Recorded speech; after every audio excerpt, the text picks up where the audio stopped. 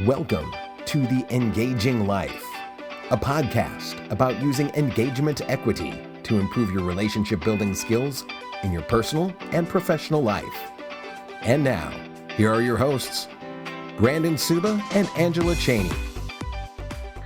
Hello, Brandon. What? Angie, what's going on? Pretty much the same thing that was going on All the time. 10 minutes ago. Oh, no, we record these. Oh, you're right. Each week. That's fresh correct. and new. Correct. Every week.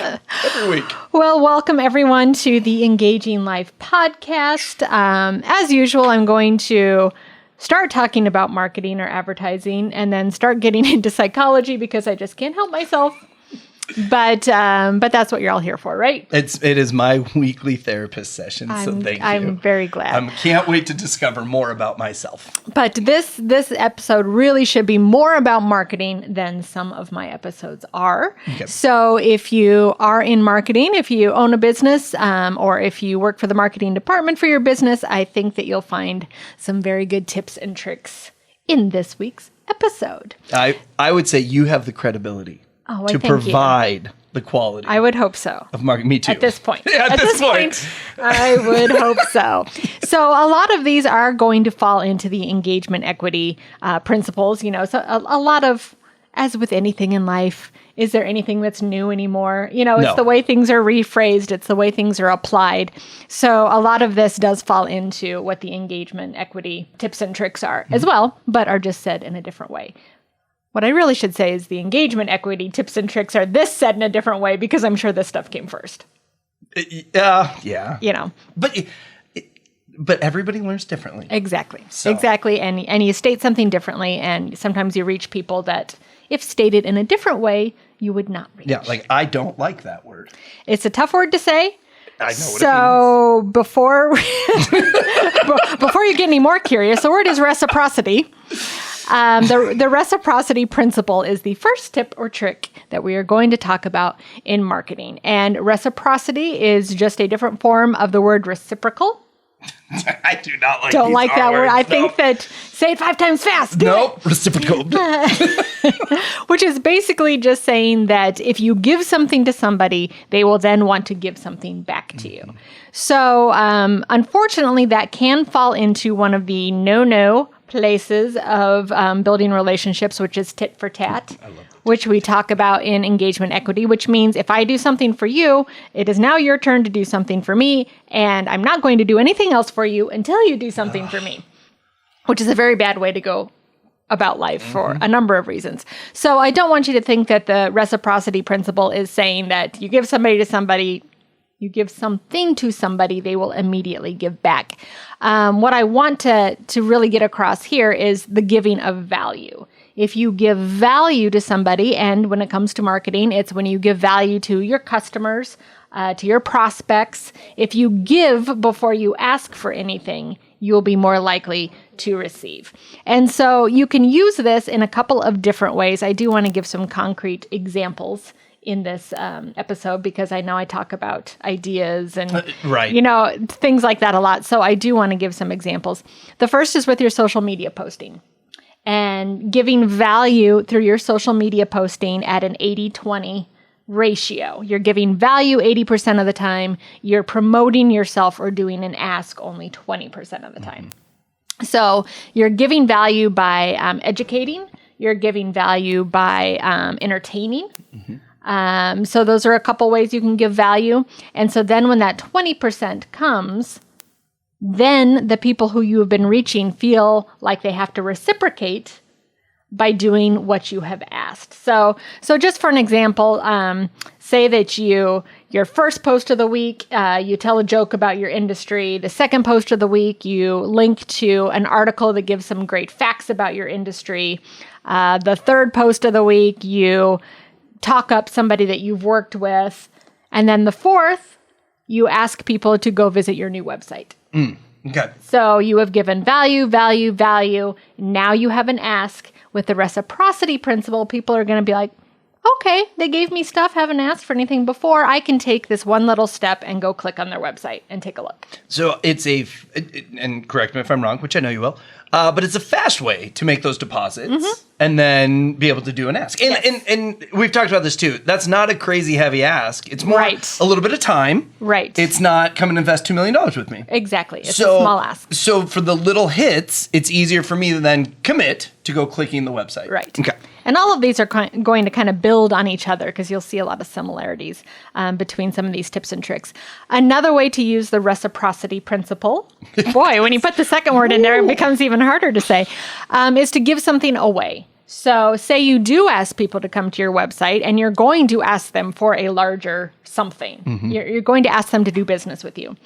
You can give something away first. And so what you need to ask for next is their contact information. Right.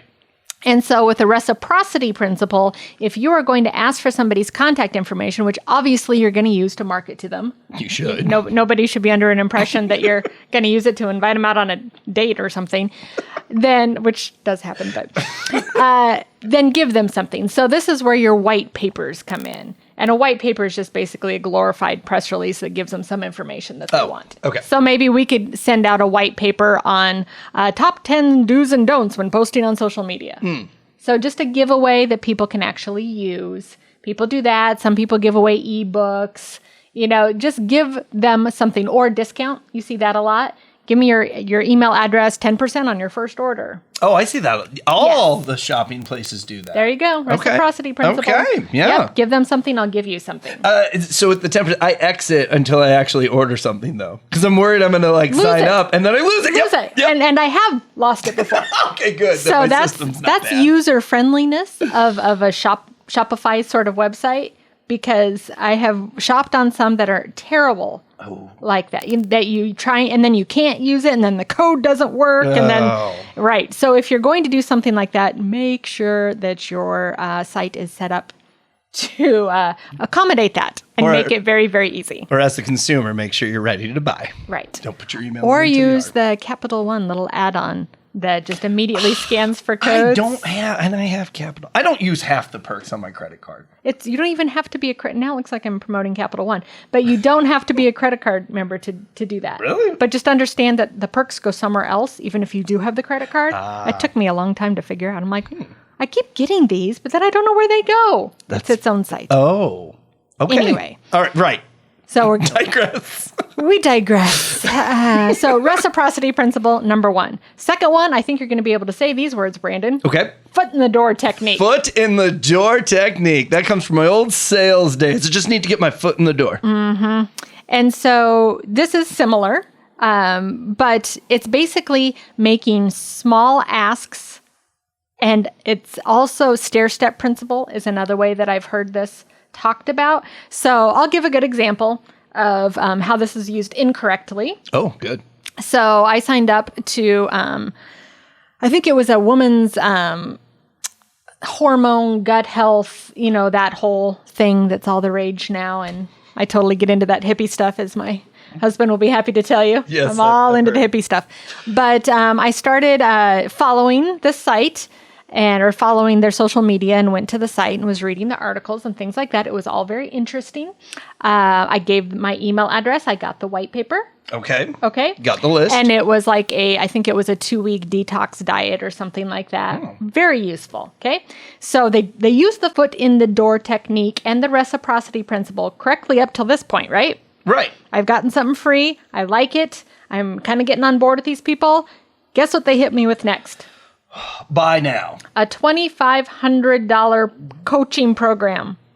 Wow. Was the $2,500 discounted from like $3,000 or something? I don't even think there was a discount. Wow. But they just jumped right in. What happened was they got their foot in the door, they used reciprocity, and then they completely ignored the stair-step principle and hit me with the hugest ask they could. And I completely stopped interacting with their brand altogether. I've done that many I was times. Like, so you went from free to $2,500, which, to be quite honest with you, if they would have done it the right way, it's possible I would have 6 months, 7 months, 8 months down the line paid that. So it should have been, okay, you've done this, you're still on board. now for $59.99, we will give you a more in-depth diet plan or something, just a little bit more of an ask. So they needed that tiered asking to get you up to that big buy. Right. And especially when you're doing online marketing where you don't have the chance, they didn't have the chance to be face-to-face with me ever. We're never going to meet unless I did the big coaching thing and then we could do video calls. But they weren't going to be able to earn that huge ask any other way. So they needed to do the small asks. And you've talked about it in the past too. There's two different types of industries when it comes to the ask. One is something that you've invested a little bit of money, no big deal. $2,500, that's a chunk of change. Yeah, it's a chunk of change. So I like how your process is lead them up to that big dollar amount, and think about how much credibility you build with here's a more advanced diet plan. Here's one Zoom meeting so you can see what that's like. So then that really brings the value. And that's when you're like, well, gosh, if we would have went that route, $2,500 would have been flying right out the door. It completely changes the way you think about things. But then it's the instant gratification, right? As a sales, got to make the sale. $2,500. I've educated. Let's just do it. And maybe one out of 500 will do it. Oh, I hate the numbers. Yeah. Right. So... but what they're ignoring there is the customer journey. Because there's like the 8-step customer journey that good marketers and good businesses lead them on this journey, where actually the second step of that journey, they've already purchased something. And so there's 6 more steps that come after the sale. And so many companies stop at number 2. Made the sale, done. Yep, got it. Moving on to the next one. But when you use the customer journey, when you use the stair-step principle, you've got your foot in the door, then you just keep building, because then you can lead them all the way around to advocate. And advocate is when you have your customers selling for you. Right. Which that is the ultimate. But if you stop at 2... You've missed your mark. All right, next trick. I was trying to say tip and trick. I almost said trip. Ooh, next trip. We're going to go down. Memory lane. Is to create scarcity and urgency. Oh, I love scarcity mindset. And so this is, again, I'm going to go back to online selling because this is where you see it a lot, but I'll give some other examples that are not online selling. There is a website that a lot of us girls here at the office shop on because it's very cheap. So does your wife. Oh, Shein, I believe. I think we pronounce it 3 different ways. Cheyenne. Nobody really knows how to pronounce it. But you get on there and you'll look at something and it says...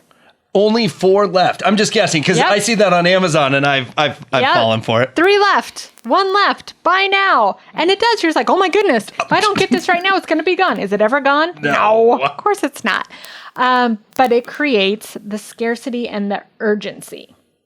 So you can do that, or you can do, we're only offering 10 of these deals. We can only offer it at this price to 10 customers this month. You could do something like that. So I want to ask you about, from the marketing side, how many, well, you're not going to give me that. Have you ever worked with a client that did that, right? We'll say this month only, it's $9.99 special, and then the month is over and they wanted to keep offering it? You have to be super, super careful with this one because it can easily ruin your credibility. I get so mad when I take advantage of a deal and then the deal just goes on forever, because then I think we talked about it in the last podcast. I don't feel special now. I don't feel like that deal was for me. And you feel like they're lying. Yeah. And this is also a tough one because you have to worry about your brand and you have to make sure that you're on brand with this. So if you are doing a special, if you are establishing your brand as we're the best, we have the best experts, we have all this, we're worth the money, and then you turn around and do a Black Friday deal that's like 80% off, you're completely flying in the face of your own brand. So this one is a tough one. The way you use it correctly is to be honest and to say, maybe our bandwidth this month, we can take on 2 websites at a special discounted rate or something like that, because we do have 2 spots we need to fill. But once they are filled. And we're being honest about it. Yep. Hey, we have 2 spots. If you want to do a 3-page website, we can offer you a 10% discount this month only because, and tell them why. And then the next month comes around and somebody says, hey, I want that deal. no, we really only had the 2 spots and they got taken. Mm-hmm. If we ever have that again, we'll let you know. See, and I think that is more impactful than extending the deal to that person. Because, and I think scarcity is funny here, because to me, scarcity mindset is there's not enough. Where, and I know that this is not enough, but this is it won't be there when I want it, right? And so, to me, when you extend that out, or when you take it away and you say, no, we can't do it now, they get that scarcity of, gosh, next time there's something I'm going to jump on it. I better jump on it. Where if it's just, no, we extend it again and again and again, like I swear every mattress company I've ever seen is doing a mattress sale this month. What month is it? Doesn't matter. I'm doing a sale. Right. And to me, it's like, no, those are your normal prices. Yeah. It's not a sale. And it loses the value. And also, no one is ever going to pay full price. Right. No one's ever going. Whole nother podcast. Right. So, while this one works, you have to be very, very careful with it. I like it in the midst. Back in my countertop days, we would get a deal on a slab of granite. Sure. And we would extend that deal out. And I would tell people, look, I'm not joking. We have 5 slabs. And if you don't get it now, I can't offer this price to you when you call me 2 months from now. Like I like, you tell them why. Yeah. Like here's the truth. This is not, you don't have to sign today, but prices are going to go up next week. And you're being honest, and it's only this one, and this is why. If they came in, a week later, it's likely gone. Mm-hmm. And so that builds credibility for your business. And also, you probably get it sold right away. Yeah, that's right. Yeah. That's right. So scarcity and urgency, tough one, but it works. Next one, create a tribe and an enemy. Oh. So this is social identity theory. People like to be part of a group. They like to be part of the in group. Of course. People love that. So creating a tribe is, so that would be like with social media. If you sign up for XYZ, we're going to put you in this private Facebook group where only the people who signed up for XYZ get to be in. And now all of a sudden we are creating a tribe of exclusive people who spent money with us and are of a certain type. Now we have a tribe, which you can do really easily now with social media. Yeah, really easily. You can do it there. You can do it in person. Now that you've signed up for XYZ, you get invited to our annual shareholders meeting. Well, we got one of those big things. Yeah, anything like that you can help people create a tribe of like-minded individuals who are all advocates of your brand. It's a win-win. And I want to touch that because I talked about a networking event that I went to that I hated, if you recall, like our earlier days of when we started this podcast. And one thing they did, though, is they did give them current members a VIP area. Now, as we're talking about hold true to what I sat in the VIP area and I am not a member. Let's be very clear. But that was the tribe. And you know what? Those people walked around and they were huge advocates for the organization. Yeah. And so what's the best way to strengthen a tribe?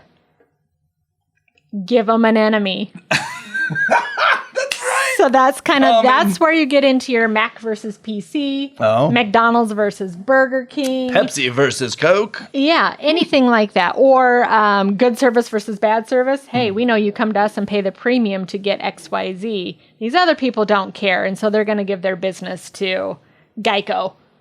Yep. Because they don't care. So again, this is one you have to be careful with. We don't ever advocate that any of our clients bash the competition. Right. But there are ways that you can do it, to kind of gently help strengthen the tribe by giving them an enemy. I feel if you're consistent on what you stand for, the enemy will create themselves.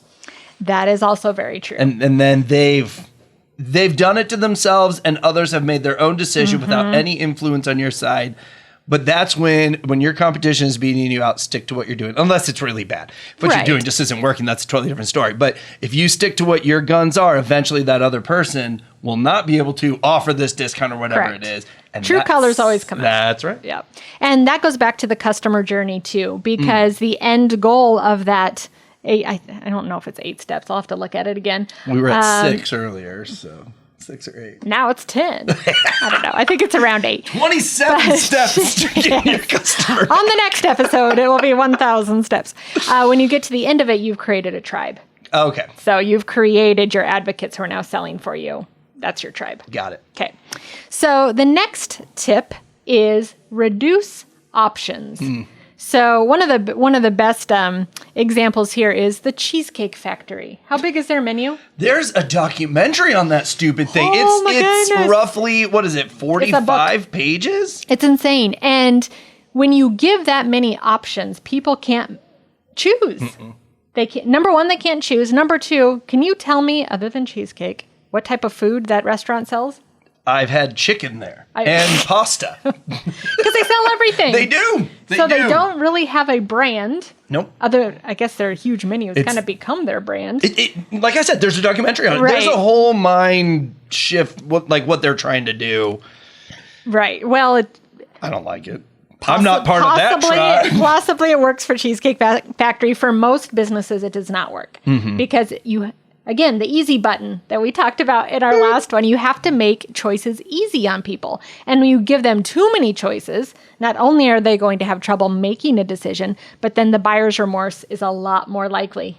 Because they're like, I chose one of 50 options. What if it wasn't the right one? Yeah, there were 50 more. Yeah. And so even, us, we sell websites. And obviously there are a ton of different ways you can price a website. We can do 2-page, 3-page, all the way up to 100-page with this, or we can do graphics. I mean, there's so many choices. We've narrowed it down to 3 packages. That's awesome. Good, better, best. Because people don't want all those options. No. Even if they think they do, they really don't.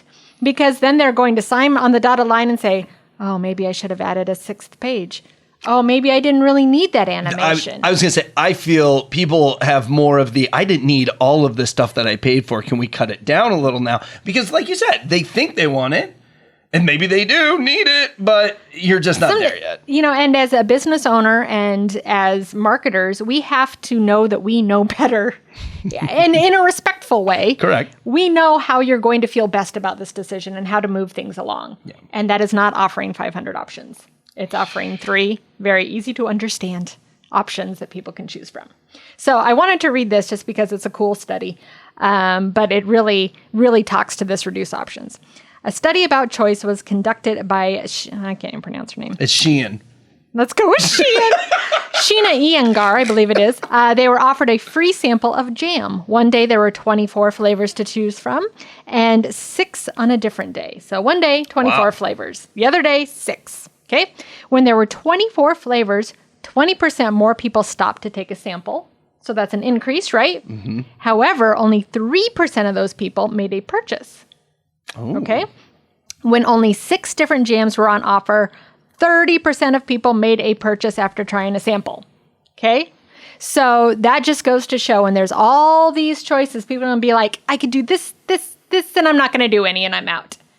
When there's 6, it's, okay, I liked this one and this one. The others, no, I'm going to go with this one. So there's a lot of studies that have been done on this. Reduce your options. Make it very, very simple for people to choose something that's going to be right for them.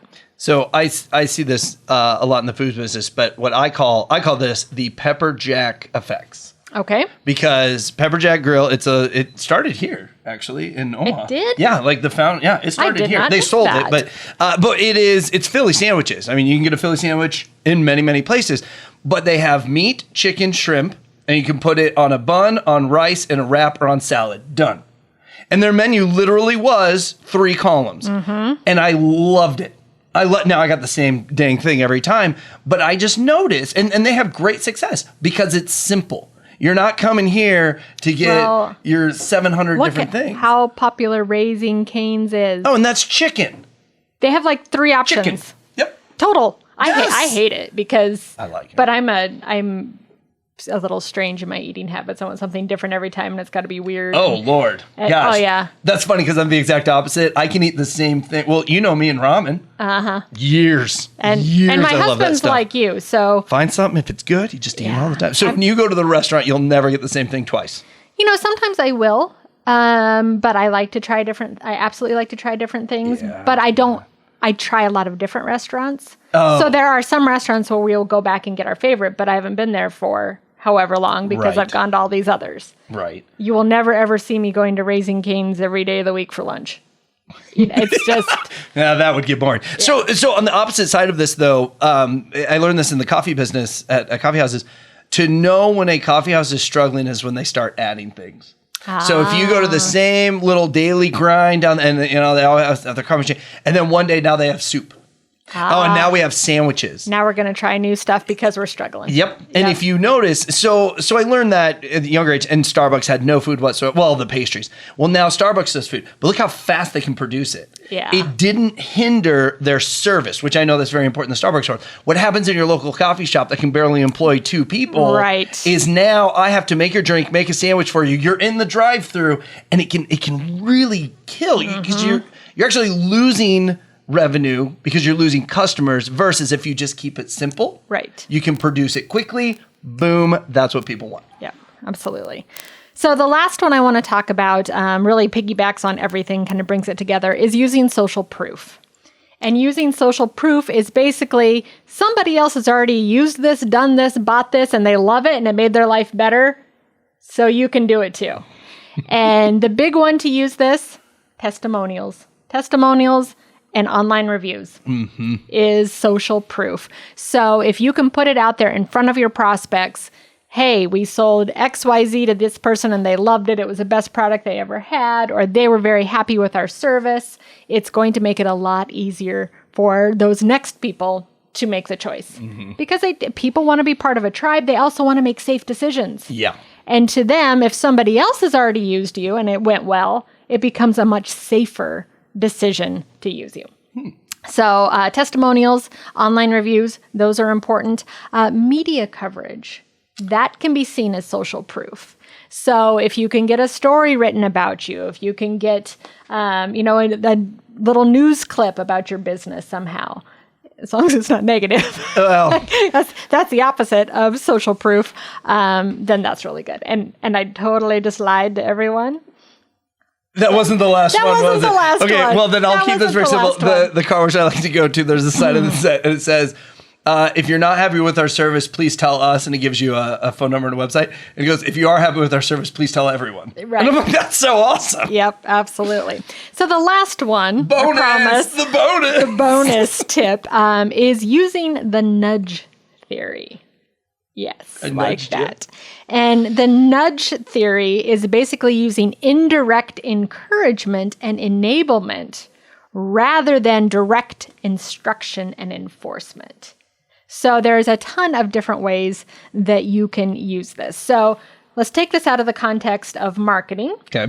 So if you are going to use direct instruction or enforced change when you are dieting, you would count calories.